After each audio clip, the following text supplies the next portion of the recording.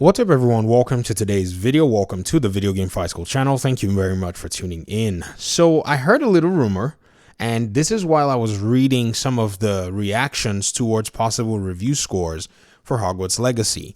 Right now there's a lot of talk about spoilers and so on and so forth. I will not spoil this video for you. I've not even seen any spoilers, but what I'm about to talk about might have potential to spoil the game for you. So if you're at any rate averse to very minimal spoilers, I want to say this is your warning, because we're going to be talking about the nature of the open world, and we're going to look at the game development perspective, and we'll talk about a few things surrounding that.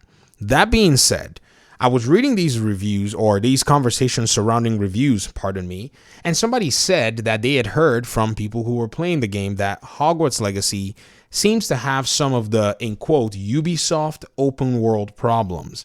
Now, here is what I think this person is probably trying to say. They're probably trying to say that, based on what we've seen from a lot of, Ubisoft games, the open world activities like go do this here, go do that here, side quests and so on and so forth is something that Hogwarts Legacy is probably going to be suffering from. Now, I think for the most part, we gamers have backed ourselves into a weird corner. You see, Ubisoft is not the only company that makes video games like this, neither were they the first to actually go ahead and originate this style of video game making. I think this style of video game making is one that is logically coherent in regard to how you will logically make a game for progression and content. So when people say things like these, I wonder where they're getting a lot of their inspiration and imagination from, because this is something that's really cool in just the conversations. Now, if you want to actually go and read some of these comments, you probably maybe want to go to Twitter, go to Pio's Twitter feed, where he asked about, review scores. If you think I'm not making this stuff up, somebody mentioned something like that, and I thought we need to have a conversation around this, because regardless of the games that we look at, even though they may be superhero games or whatever it is, these games have a very similar pattern of making their games.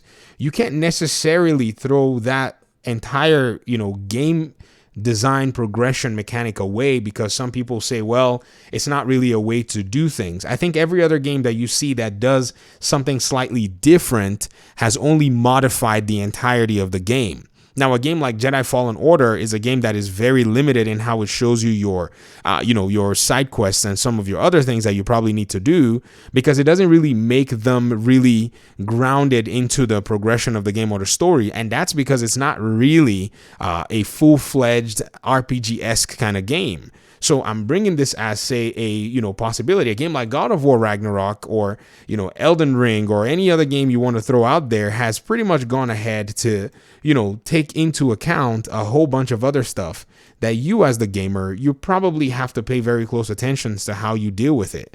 So what Elden Ring did to be able to kind of separate itself from this so-called conversation about Ubisoft open world formula was it gave free reign to you, but in a sense you were still led around, but with very minimal hand-holding and direction. Now, what we got to see was a lot of players don't really like that style of video game, and more gamers than not prefer for the game to have some kind of a progression that would mark things and tell them exactly what it is they need to do. This is where the general audience is, and Hogwarts Legacy is a game for a much general audience, like other games that are much more niche. So in a game development sense, in a logical sense, it makes, to me, I think it's beneficial that you make your games in the way that games are usually made, and then whenever you want to buck, the norm, you want to make sure that you commit to it hard. Like you don't back down for like 15, 17 years. I'm just being silly. But look at where From Software came from. The moment they pretty much went with their own philosophy of game design, they really exposed the Western way of game development. I'm not saying that this is a bad thing. I'm just saying that maybe it might be time for developers to start to make minimal changes to their games that are not always 100% trying to lead the player or trying to give the player a whole bunch of stuff to do. Now, I also can see where some things that we've heard in the past, like the game having somewhere around 100 side quests or something like that. I heard this, somebody said this in some video, I can't remember where, so I might be wrong. To me, I thought that's a lot of side quests, but it's to also provide content, gameplay, and longevity as well. There are ways that you can do things like that. There are ways that you can actually come about, changing up a video game's setting or making things work, and you can get hundreds of hours. But I don't think Hogwarts Legacy and its developers have necessarily taken the time to make enough games to start to push the envelope. So right now, this game is going to be made in the safest way that it possibly can be made. A game that many of these people who may be, somewhat averse to this, what I in quote would call their Ubisoft description, is probably wanting something along the lines of Elden Ring or something along the lines of, what the game is able to provide. But to be very honest with you, ladies and gentlemen, you really have to perfect game development. You really have to have what I call, in my opinion, a unique proposition that is probably not going to appeal to a whole bunch of gamers.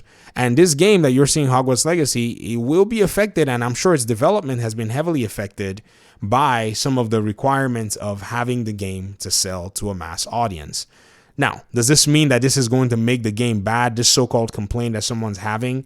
I doubt it. I think the game is going to have a whole bunch of things that are meaningful to the Hogwarts Legacy lore, to the Hogwarts Legacy world, that are going to set it apart. That's not going to make it necessarily feel like it's a Ubisoft game of some kind. No, you're going to be playing a game within the Harry Potter world. So things within the Harry Potter world have been taken and adapted to have a video game perspective to them. And so I think that's what's going to make the game stand out and make the game unique and mostly enjoyable for the fans.